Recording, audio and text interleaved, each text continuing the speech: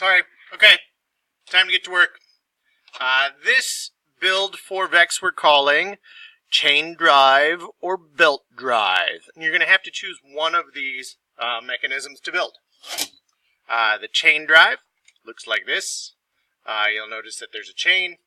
When I turn the handle, it all moves in a fluid motion. So the chain is connected from one gear to the other gear and it all turns. Okay.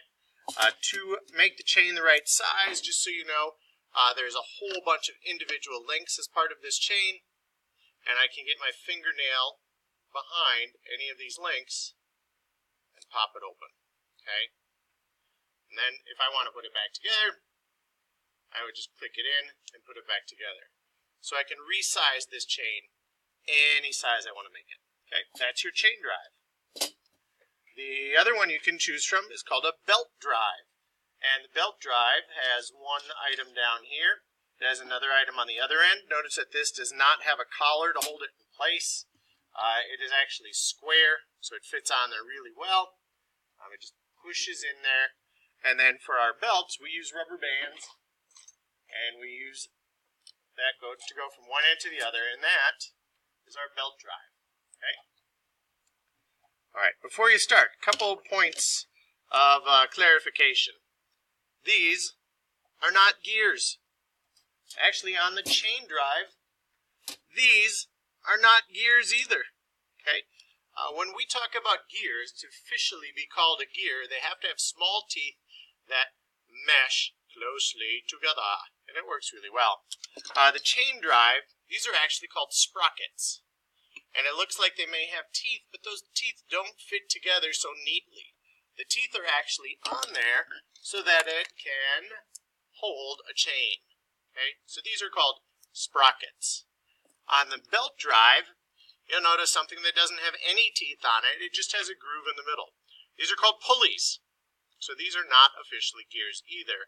But they all function the same way and do the same thing to transmit motion over a distance from one object to another. Okay.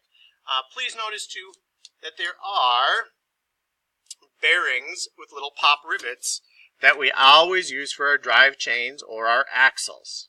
Okay. On the top, this is a plastic bearing. On the bottom is a little pop rivet. There are two pieces to the pop rivets. Okay. They have to fit together. In order to use one of these little bearings, I have to place it where I want. It should kind of click in place. It's got some guides in the back. And then to make sure that it holds still, I take this rivet and I push it through from the back so that the metal is in between the pop rivet and the bearing. Okay. Try to use two of these. If you really want to use the screws, the bolts, and the little cap nuts or the star nuts, you can do that. But these are a lot quicker. I can use those rivets, pop it in from the back, and I need to use those whenever I am going to put an axle or a drive shaft on something. Okay, so I'll need a bearing in the front and then a bearing in the back, and that'll allow it to turn a lot easier. Okay, so I hope this build goes well for you. Again, choose from chain drive or belt drive, and when you're done, show me how good it works. Good luck.